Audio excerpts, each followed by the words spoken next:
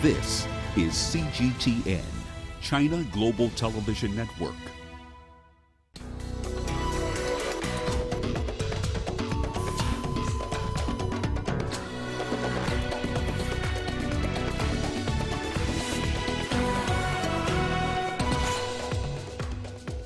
Chinese President Xi Jinping holds talks with Crown Prince of Abu Dhabi, Sheikh Mohammed bin Zayed. Blasts and heavy gunfire reported in Somalia's capital, Mogadishu. And South African President Cyril Ramaphosa seeks urgent review of damning corruption watchdog report over donations for his campaign. Hello and welcome to Africa Live. As always, great to have you with us. I'm Richard Nta, live in Nairobi. And for those of you joining us from across the continent and around the globe, we thank you for joining us. Let's take a look at other stories making headlines this hour. In business, Kenya's finance minister and other key officials indicted over a multi-million-dollar corruption scandal. And in sports, Zimbabwe's cricket hit with crisis following International Cricket Council's 3-month suspension. We begin in Beijing, where Chinese President Xi Jinping has welcomed the Crown Prince of Abu Dhabi. Sheikh Mohammed bin Zayed is also the Deputy Supreme Commander of the UAE Armed Forces. He and President Xi reviewed their country's bilateral relations and discussed other international issues. They also witnessed the signing of deals in the fields of economy, oil, and the environment. Sheikh Mohammed will attend a joint economic summit later today. This is his 4th visit to China and comes almost a year after President Xi visited the Emirates. Earlier, a Chinese Foreign Ministry spokesperson said Beijing wanted to deepen cooperation in a new era. 阿联酋是中国在中东海湾地区的重要战略合作伙伴。 The United Arab Emirates is China's important partner in the Gulf region and the Middle East. Recent years have seen a comprehensive, rapid, and in-depth development of the China-UAE relationship. Our two countries are committed to equal treatment and mutual respect, and we have built a comprehensive strategic partnership. The UAE is the first Arab country in the Persian Gulf to establish a strategic partnership with China. The two sides have worked together in many areas, especially under the China's Belt and Road Initiative. The UAE signed an MOU with the Chinese government in 2017, officially becoming a partner in the cross-continent Belt and Road Initiative. At April's Belt and Road Forum in Beijing, the country for the first time sent one of its leaders to participate in the discussions. The UAE has grown to be China's second-largest trade partner in Western Asia and Northern Africa. 60% of China's exports into the Middle East go through the country. Two of UAE's largest emirates, Abu Dhabi and Dubai, have both worked with China under the Belt and Road framework. In 2017, Dubai started to build the first clean energy power plant in the Middle East, the Hasyam power plant. Meanwhile, Abu Dhabi's Khalifa port opened its second container wharf last December. The wharf was built by Chinese and UAE engineers and co-founded by the two sides. Chinese President Xi Jinping visited Abu Dhabi last July. He and Crown Prince Mohammed agreed to upgrade bilateral ties to a comprehensive strategic partnership. They agreed to work more on energy, security, and culture. President Xi was also given Abu Dhabi's highest honor, the Order of Zayed, as a token for the two countries' friendly relations. 麦克 CGTN. The Hong Kong Special Administrative Region government has given a statement on the recent storming of the Hong Kong liaison office. Here's what Chief Executive Carrie Lam had to say. The Special Administrative Region government strongly condemns the acts of some radical demonstrators surrounding and assaulting the Central Liaison Office. They also defaced the national emblem. They openly challenged the nation's sovereignty, tested the limits of the one country, two systems principle, and hurt the nation's feelings. They have outraged the entire city. The Special Administrative Region government will definitely follow up and take measures according to the law. Lam also condemned the recent clashes among demonstrators in the Yuen Long district of Hong Kong. She said violence would only bring more violence and that it would be at the cost of the Hong Kong people who would suffer from the loss of law and order. Here's a statement from Hong Kong's police chief. Our manpower is stretched because every time when there is a major event which may lead to violent confrontation, we have to redeploy some of my manpower from various districts to the Hong Kong island so that I can ensure sufficient manpower to deal with this incident. And that is exactly what the CE and S4S have just said. Violence will only breed more violence. I therefore urge young people, if they really have something to voice out, why not use a peaceful way? And because what they are doing is at the cost of the whole community, I really don't want to see what happened in Yuen Long to happen again. We will review our manpower deployment and do our best to ensure the public order and public safety of every district in Hong Kong. The head of the liaison office of the central government in Hong Kong has said the attack on their building on Sunday by some protesters hurt all Chinese people. He also said the acts have seriously damaged Hong Kong's rule of law. The violence came a day after a massive pro-police march in the city. Protesters gathered outside Hong Kong's liaison office of the central government on Sunday, throwing eggs and spray painting graffiti on its walls, while the Chinese national emblem was defaced with black paint. Riot police used tear gas and rubber bullets to drive them away. The liaison office said the acts openly challenged the authority of the central government and touched the bottom line of the one country, two systems principle. The same message was echoed by the spokesman in Beijing. The Hong Kong government strongly condemned the demonstrators' actions against the liaison office building, while the spokesman for the office expressed a severe condemnation at the radical demonstrators. Sunday's clash was the latest confrontation between police and protesters who have taken to the streets for over a month. While most of the rallies have been peaceful during the day, some have erupted into violence late at night, when more radical protesters have clashed with police. On Saturday, the police found explosive device inside the building and launched an investigation to see if it was linked with the protests. In Somalia, a loud explosion has been heard in the country's capital, Mogadishu, followed by heavy gunfire. Witnesses say the blast took place on the road that leads to the airport. No one has claimed responsibility for the incident yet. All right, let's speak to CGTN's correspondent Abdulaziz Billo, who is in Mogadishu. Abdulaziz, thank you for taking time out to join us here on Africa Live. What more do we know so far about the blast? Abdulaziz.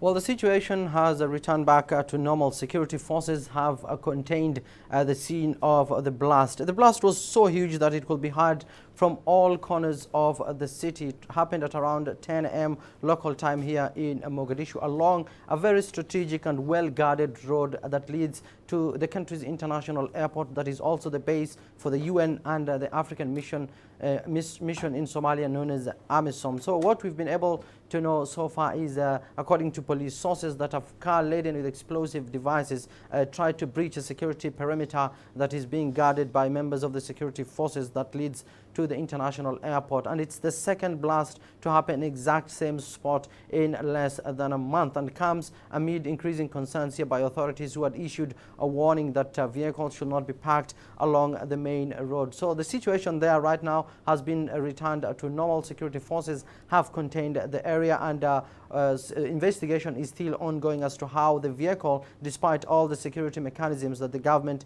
has put in place, was able to reach that intended spot, despite the roads being blocked on many intersections. So security forces are still contemplating on the measures that they've put in place and whether they can change their approach. But this comes amid heightened security here in Mogadishu. Abdulaziz Billo, let's leave it there for now. Thank you for bringing us this story. We shall be following it closely. Moving on, though, in Nigeria, police are conducting a rescue operation after 4 Turkish nationals were kidnapped in western Nigeria. The 4 were construction workers, and they were kidnapped by gunmen at a bar in Kwara State on Saturday night. No group has said it carried out the abductions. Kidnappings for ransom is common in Nigeria, with foreigners and high-profile Nigerians frequently being targeted. Last week alone, pirates attacked a cargo ship off the coast of Nigeria and kidnapped 10 Turkish sailors. Their fate remains unknown. And South African President Cyril Ramaphosa is mounting a legal challenge against an official report from the country's corruption watchdog that concluded he had deliberately misled Parliament over a campaign donation. Ramaphosa is now officially seeking an urgent judicial review of the report. Speaking to journalists on Sunday evening, he also said he believes that it is appropriate for courts to make an impartial judgment on the matter. CGTN's Yolisa Njamela has more. Fundamentally and irretrievably flawed. That's how President Cyril Ramaphosa described the corruption watchdog's report. So, the report by the corruption watchdog Busisiwe Mkhwebane was released last Friday. In addition to accusing President Ramaphosa of misleading Parliament, it suggested that he had potentially committed a money laundering offense. Last year, President Ramaphosa told Parliament that he had not received election campaign donations from a controversial company during his bid to lead the governing ANC. It later emerged that was not true. Ramaphosa apologized and said he had been misinformed. In her findings, the public protector says there is merit in the suspicions that the way the money was paid amounts to money laundering. Addressing the media, Ramaphosa said Mkhwebane's report exceeded the scope of the Office of the Public Protector, and he alleged she had acted unconstitutionally. The report contains numerous factual inaccuracies of a material nature. The findings we found are wrong in law, are irrational, and in some instances exceed the scope of the powers of the public protector. Ramaphosa argued that Mkhwebane also acted inconsistently with the Constitution because he was not given an opportunity to comment on the remedial action against him. I'm taking this action in the firm belief that the President of the Republic is not above the law, and nor is the public protector of the Republic also above the law. The public protector is equally bound by the law and, like the President, is answerable to the provisions of our Constitution. The corruption watchdog says it has noted the President's decision to seek legal recourse. Yolisa Njamela for CGTN in Pretoria, South Africa. Well, for more on this, we are joined by CGTN's correspondent Angelo Coppola live in Johannesburg. Angelo, great to see you. Well, let's dig into this story. Experts say that this is a serious blow to Ramaphosa, who campaigned to clean up corrupt officials from his government. How is his administration taking this? Well, look, the way it's working at the moment, the Cabinet's not saying anything. They dead quiet. Ramaphosa, of course, affirmed his commitment to clean government. He cited the Zondo Commission and the PIC Commission as evidence of his commitment to cleaning up the government and what's been happening for the past 10 years, or 11 years, under the Zuma administration. He didn't touch on his cabinet because there's still several members in that cabinet who have some clouds over them judicially. There's some legal processes that are happening there. He also didn't touch on the fact that senior ANC officials who were in cabinet and removed themselves or were removed from cabinet are now chairs of very important portfolio committees within cabinet, so he didn't touch on that either. On the other hand, though, the Constitutional Court ruling this morning that found that the public protector was actually liable for 15% of the legal fees of the South African Reserve Bank is obviously going to give the Ramaphosa camp some food for thought. They were very strategic in releasing their request for that judicial inquiry yesterday. That's a day before the Concourt ruling against the public protector that happened today. So we'll have to see how this one plays out. All right. Well, speaking of the ANC and their officials, according to Yolisa's report, the allegations against President Ramaphosa are seen by many as a battle for control of the ANC and South Africa itself. From your perspective, how do you see it? Well, look, there are those who are suggesting that the public protector might not be as unbiased as she should be, as unbiased as her predecessor was, perhaps. There's some concern that the public protector's office is being used to fight those factional battles that we all know about between the Ramaphosa camp and those representing Zuma and maybe Dlamini Zuma in terms of leadership for the party. We're going to have to see how that plays out. Of course, there's no merit in that. Then, of course, there was this attempt by the public protector to cite Pravin Gordhan for establishing that rogue unit, so-called rogue unit, in the that's in the SARS operation. That's our revenue collection grouping. And what's interesting there is that Ramaphosa has thrown his weight behind Gordhan, who's also challenged the public protector on that investigation and that report that she released a couple of weeks ago. So there is a bit of a battle going on. Whether the public protector is unbiased or biased has yet to be proven, though. All right, Angela Coppola, thank you for bringing us that story. Thank you for breaking it down for us. That's Angela Coppola talking to us from Johannesburg. You are watching Africa Live on CGTN. We've got a lot more stories coming your way, including Egypt's aviation industry reacts to BA's suspension of flights. And fighting Ebola in the DRC, the story of doctors on the front line.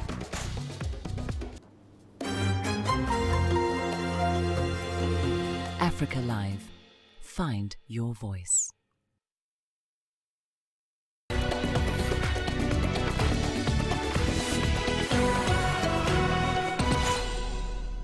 Welcome back. We start in Egypt, where a decision by British Airways to cancel flights to Cairo has sparked rage. The airline cited security concerns without naming any. The decision is likely to bring new scrutiny to the security at Egypt's major airports as the country struggles to revive its tourism.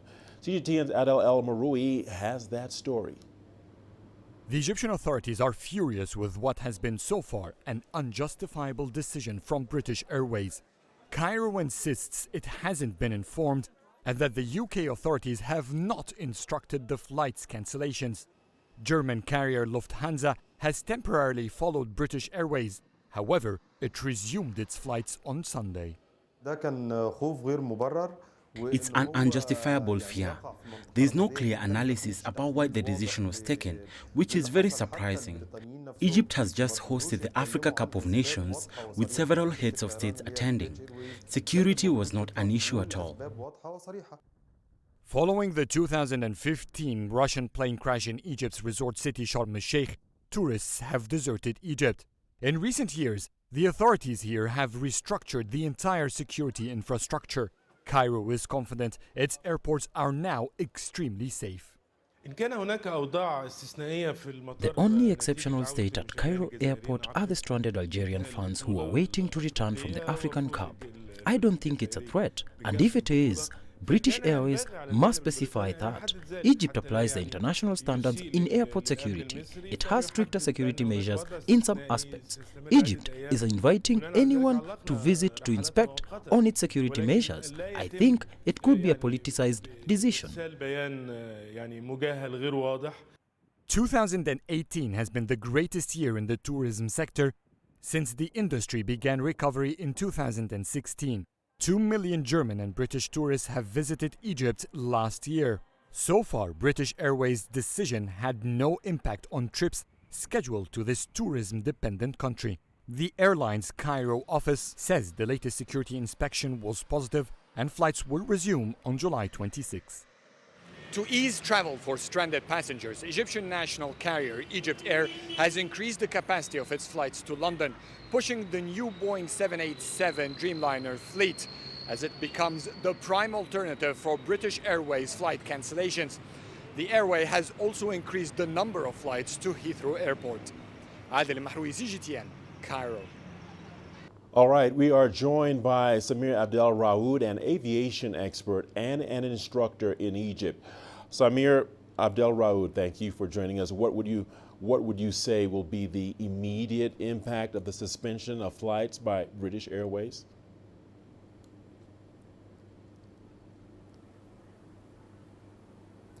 Well, First of all, let me say that this is something unacceptable, unpredictable, and ununderstandable, because to suspend the flights of an airliner, this has to go through the official channels between the two civil aviations of the two countries.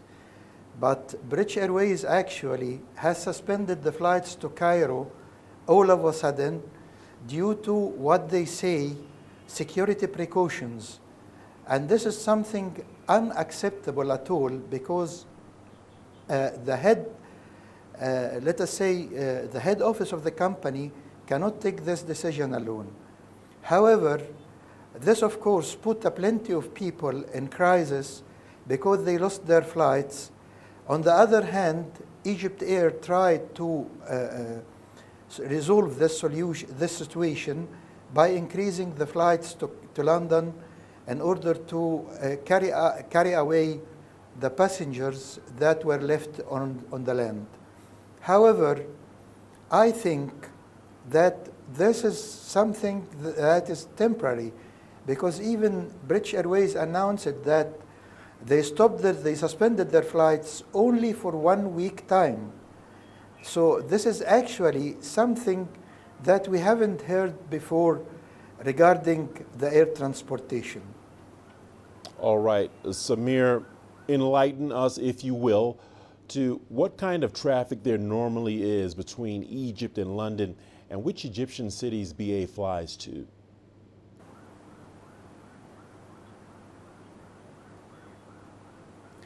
Well, British Airways is one of the oldest companies flying from London to Cairo, and they are flying from London to Hurghada as well, and some flights goes to Luxor, but mainly to Cairo. All right, Samir, let's leave it there for now. Thank you so much for your insight and analysis. That was Samir Abdel Raoud, an aviation expert and instructor, talking to us from Egypt. Moving on, as the world shifts focus to the deadly Ebola outbreak in the Democratic Republic of Congo, we bring you the story of a doctor who is on the front line of treating people who have contracted the virus. As CGTN's Tuli Shabalala reports, a near-death experience from Ebola has not diminished this doctor's commitment. Meet Dr. Kambale Tsongo Philemon. He works at an Ebola medical center in Beni, a city in the Democratic Republic of Congo. Philemon is one of thousands of doctors in the front line to curb the spread of Ebola. The doctor contracted the virus himself in November last year. He has been speaking about his experience. No, it wasn't true. I didn't die. I never felt so bad, so I asked for a blood test. The other doctors had their doubts. They thought I couldn't get Ebola. The fear is huge because you are between life and death. Philemon says he was lucky, as his wife and children were on holiday at the time he discovered he had the virus, so they did not get infected. As an Ebola survivor, he feels a special compassion for those he is now treating. I took an oath, and I have compassion for people who are sick. I want to save lives. This is my oath, that is my job, and I love it. The DRC has been battling with Ebola since August. Thousands of health workers operating in affected areas have been vaccinated. The experimental vaccine is estimated to be 97.5% effective, and according to the World Health Organization, may protect a person for up to 12 months. So doctors like Philemon can continue to save lives. Tuli Shabalala, CGTN. And in other news, humanitarian aid groups Médecins Sans Frontières and SOS Mediterranean have relaunched migrant search and rescue operations off Libya. This is after their operations were suspended 7 months ago when an SOS Mediterranean vessel was denied entry into Italy. Libya's west coast remains a main departure point for African migrants hoping to reach Europe. The International Organization for Migration says about 426 people have died at sea this year while attempting to escape escalating conflicts. The new vessel is expected to arrive in the central Mediterranean at the end of July. Meanwhile, Princess Sarah Zayed of Jordan recently paid an official visit to Côte d'Ivoire. Abidjan was her second leg of a West African tour that started in Burkina Faso and will end in Senegal. The sub-regional trip aims to reflect on the issues of hunger and malnutrition in the Sahel region. CGTN's Shao Mgono has the details. Humanitarian, maternal and newborn health activist Princess Sarah Zayed of Jordan was received by President Alassane Ouattara and the First Lady Dominique Ouattara. So it was a great pleasure to congratulate him for being such a champion, to congratulate Her Excellency on the work that she does on maternal and newborn health, and to discuss and thank His Excellency for Abidjan being the host of the very exciting WFP Regional Bureau Center for Excellence Against Hunger and Malnutrition. The princess visited the premises of the Center of Excellence Against Hunger and Malnutrition in Western Central Africa, based in Abidjan. There, she held a press conference on the urgency of the issues of hunger and malnutrition in the sub-region, especially in the Sahel areas. And my commitment is to go away and to do everything that I can to continue to raise awareness about the center, to raise funding for the center, and to encourage everybody to see this as their own. It is an opportunity for us all that needs to be used to collectively work towards the greater good. In Côte d'Ivoire, as well as in the other countries of the sub-region, researchers will come together to work. Since there will be resource mobilization, researchers will find resistant crops. Governments will also have to remap roads to transport food, a process that is already underway. According to Food and Agriculture Organization experts, soaring demographics and ongoing conflicts in the sub-Saharan African region are the main causes of famine and malnutrition. Countries have been urged to intensify their efforts to address these issues as they tend to have a negative impact on economies. It costs a country up to 16% of its GDP to eliminate hunger and malnutrition. There have been many studies done in different countries, so this percentage varies according to each country. This is to say that if 16% of a country's GDP is reported as costs due to hunger and malnutrition, it is clear that hunger and malnutrition are very costly to the concerned countries.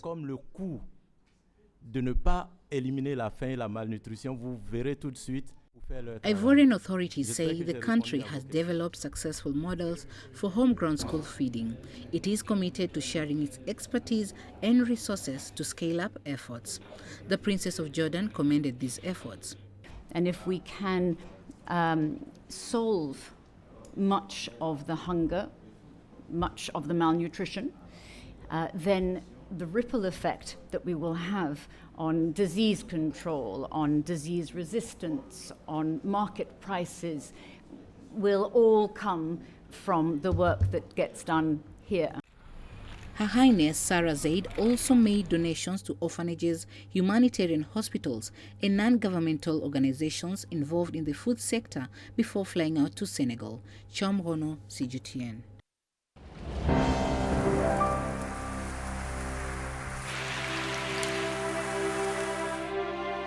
Chirping of birds, sounds of whispering trees, burbling of streams. When sunlight sets the forest's leaves aglow, and waterfall surges down from the mountain, we see and hear the Earth's wondrous beauty. The Earth is meant to be appreciated, and the life of its inhabitants deserves our endless exploration. Come with CGTN to listen and see in chorus of life, to marvel at nature and life.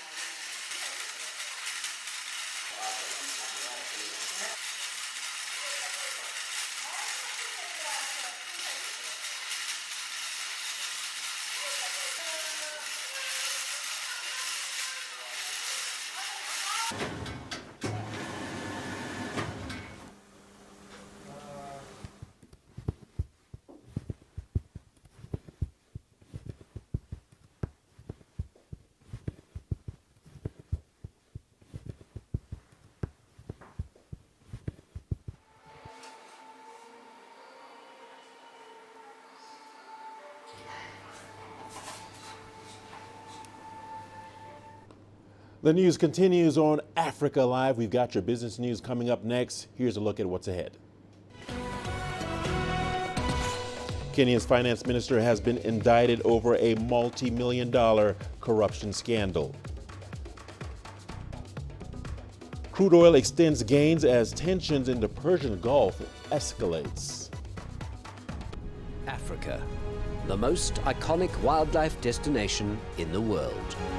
Its unique ecosystems were formed over countless eons. Many people can only dream of visiting this natural paradise. But now, for the first time ever, CGTN Wild Wonderland live show is bringing Africa to you through all of our online platforms. 14 episodes from July 22nd to 28th take you to adventure through the Great Plains of Kenya's Masai Mara, the Serengeti in Tanzania, and the Greater Kruger Park in South Africa. Welcome aboard the wildest ride of a lifetime. This is Wild Wonderland live show, only on CGTN.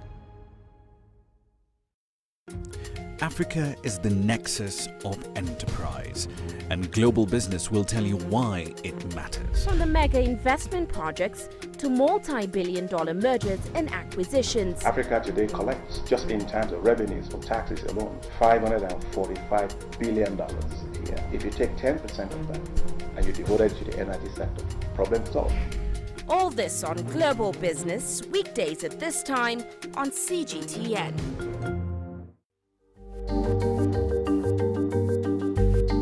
Africa Live. Find your voice.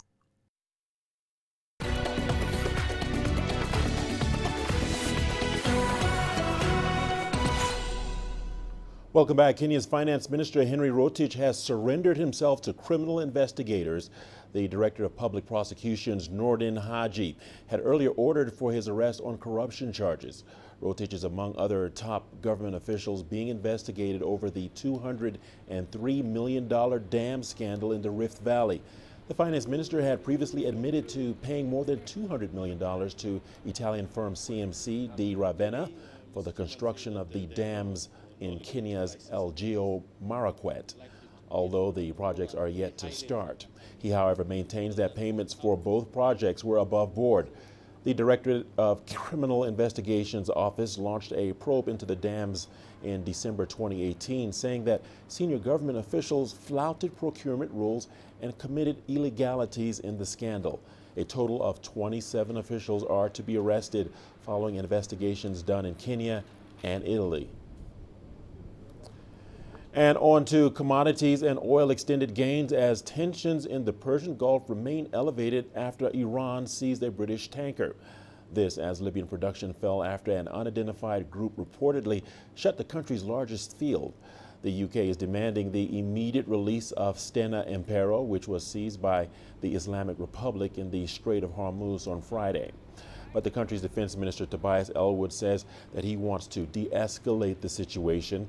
Meanwhile, production at Libya's Sahara oil field was said to be gradually resuming after a force majeure was declared following the closure.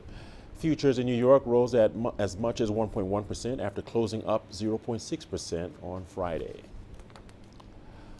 Cod farmers in Kenya have received a major shot in the arm with the start of exports of the produce to Israel. Cod traders have started exporting to Tel Aviv, a new market for Kenya after the stimulant was banned in Britain and the Netherlands 3 years ago. Now, the exports to Israel come after a year-long stalemate that saw Kenyan-grown cod seized and destroyed at the country's airport for failing to meet set requirements. Kenya's currently exports cod to Puntland in Somalia, Somaliland, Mozambique, and Angola. Through Israeli-based importer Tefcom Dasa, Kenya received a 5-year permit in late May 2018 to export unlimited cod to countries. The stimulant is popular among immigrants and especially those from Yemen. Let's turn our attention to Shanghai, where trading started Monday on the new Science and Technology Innovation Board known as the STAR Market. The opening of the highly anticipated market for science and technology companies on the Shanghai Stock Exchange comes less than a year after President Xi Jinping first announced the project. Li Nan has more from Shanghai. a milestone in the reform of China's capital market. The country's new Science and Technology Innovation Board starts trading on the Shanghai Stock Exchange on Monday, with a batch of 25 companies debuting on the board. We will continue to optimize the pilot registration-based initial public offering system and promote the capital market reform and development. I expect the Shanghai Stock Exchange to implement policies and measures to support development of the new board. And I also expect investors to comply with rules and regulations and strengthen their awareness of risk prevention. The STAR market and the pilot registration-based initial public offering system will support China's innovation-driven economic development and the capital market reform. The first group of listed companies are from the fields of information technology, new materials, high-end equipment manufacturing, and biotech. They are aiming to raise 31 billion yuan, or about $5 billion in total. Experts say this could be one of the biggest financial opportunities for investors and high-tech companies this year. It is the first submarket of China's capital market to adopt the registration-based IPO system. Under the original approval system, there were many requirements for listing geared towards traditional business models. For example, a sustained period of profitability. However, many of today's high-tech companies have invested heavily in R&D and marketing, meaning they will only be able to turn a profit at a later stage. Although we are in a leading position in our field, there are many competitors trying to catch up with us. So time is important for us to stay in the lead. Getting listed on the new board has helped us to raise the money very efficiently. We will spend the capital we raised on expanding the manufacturing capacity and R&D. We may build an overseas R&D center and several domestic R&D centers. The first batch of companies to debut on the new board are expected to draw a buying frenzy. Shares of some companies have been oversubscribed hundreds of times by investors. We cannot judge whether the new board will be successful or not based on the performance of its first few trading days, and we cannot judge whether a company is innovative by its short-term performance. We need to observe whether it grows with the help of capital and creates products which will benefit society in the long term. There's going to be a real benefit for the first wave of companies that lists, because there will be an initial burst of enthusiasm and they will find some support. But after that first wave, the only way that enthusiasm maintains itself is if the companies are performing as advertised. No daily trading limit has been set for these shares for the first 5 days of trading on the new market. But the Shanghai Stock Exchange said it would intervene during sharp price movements in those first 5 days. Lin Nan, CGTN, Shanghai. The AU has selected Ghana to host the Secretariat for the African Continental Free Trade Area beginning next year. It's an agreement signed by 54 African countries and is expected to open the market for trade for 1.2 billion people on the continent. It would also eliminate tariffs on most goods traveling between countries. CGTN's Nabil Abek Rofai sat with the Director of Projects of the Ghana Export Promotion Authority, Alexander Dadzawa, to find out how Ghana is gearing up for this move. So what does it mean for Ghana hosting the African Continental Free Trade Area? It's a good sign for us. Already, Ghana's democracy is touted. The place is a peaceful place, and everybody who wants to do business would want a peaceful environment for the business to thrive. And we couldn't have chosen a better country than Ghana, seeing the level of our democracy and now backed by the economic prospects that we have. Ghana's manufacturing sector is still a thriving one. So how prepared is the country to fully trade with other African countries now that this free trade area is going to take off from 2020? The president made it clear that he wants to industrialize the economy of Ghana from a raw material, exporting country into a value-added processing economy.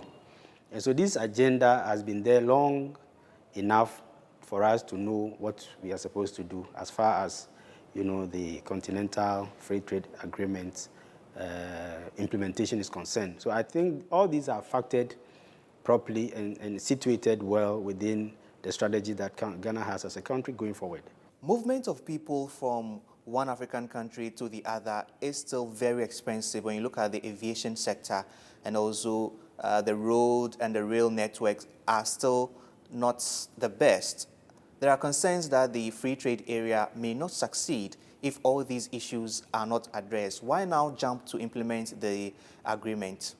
When is the right time to do it? There's no right time. And every time is right time depending on what you want to do. So the stimulation of the process of integrating our economies will itself push, for a faster development of the space. So if there is much more activity going on within Africa, it will force aviation to do something about that. And that alone will force prices to come down. A lot more is going to happen, a lot more, because there is something good in peer review. So when, for example, a neighboring country of South Africa has seen, let's say Botswana or Namibia has seen the lead that South Africa has made in making sure that Ghana comes more easily into their country, the others are going to follow suit. So I can see that as a good sign of opening up, because now that economically we are integrated, the rest of it is that we should open our borders to everybody else to come in. You are watching Africa Live on CGTN. We're not done just yet. We've got a lot more amazing, wonderful, and inspiring stories coming up. Here's a look at what's ahead. American Dance Camp seeks to change lives of youth through rhythm and movement.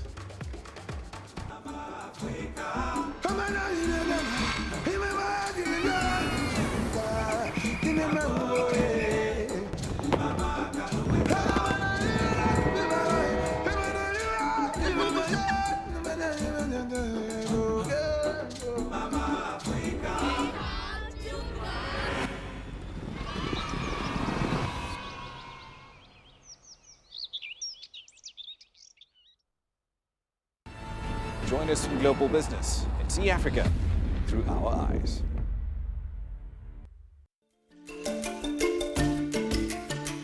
Africa Live. Find your voice.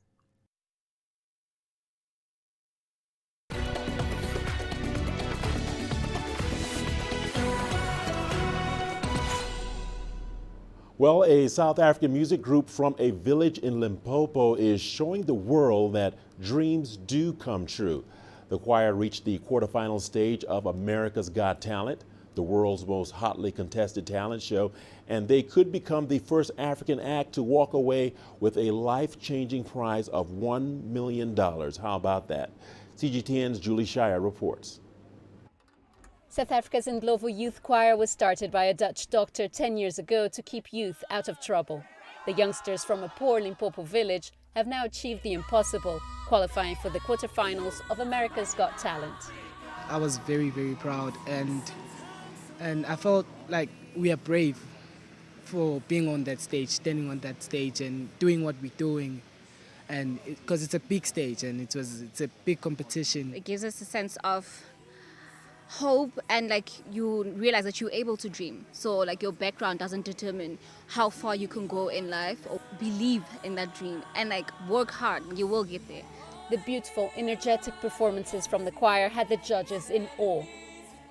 But they'll have to do a lot more to earn a semi-final spot. They'll be up against 11 equally talented acts from around the world. We're now preparing for the next round, and we'll be going sometime in August. And looking forward to going back to LA and performing in the Dolby Theatre in Hollywood. It's like you never thought we'd say that sentence, but the dream just carries on. Should the choir go on to win the 14th season of America's Got Talent, they will walk away with $1 million prize and become the first African act to do so. I still think I'm dreaming. I'm so excited. I'm super excited. And just grateful for this opportunity and everything that's happening right now. And as long as we can keep them humble, teach them to be responsible but successful, they're an example for everybody, because if they can reach it, 40 other destitute South Africans can reach it. And those 40 can become 40 million.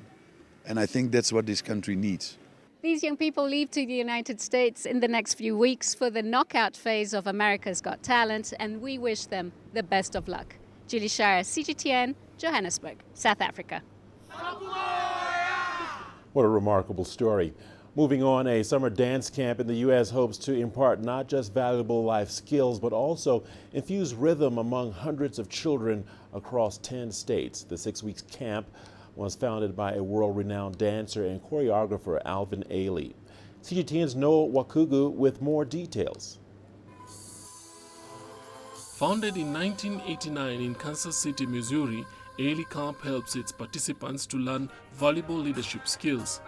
The center also provides professional dance training for middle school students by introducing them to visual arts, creative writing, and other communication skills. It also teaches them proper dieting, resolving conflicts, and becoming leaders by helping them build strong self-esteem. I want to be a professional dancer, so this is just a platform for me to grow and be stronger, and it's a good reference source. So if I ever need something to fall back on, if I ever need help, I know I can come to Ailey Camp because they always have your back here. Atlanta Ballet Center for Education has so far admitted about 100 students from its camp each summer since 2014. About half of the campers have some exposure to dance, but very few have professional training. Hundreds more have taken part in 9 other states.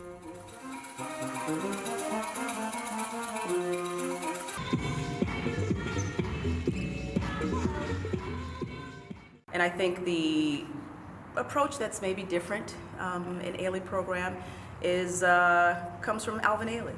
You know, he believed that dance was for everybody, and that a camp would be the perfect opportunity to give a young person a chance to work on themselves. At the end of the program, the camp offers 10 students a full tuition scholarship for a year, which can be renewed. One scholarship covers between $800 to $2,300 worth of dance classes, depending on the placement level. Noel Makugu, CGTN. And we've got your sports news coming up after the break. Don't go away, don't touch that dial. Let's take a sneak peek at the headline.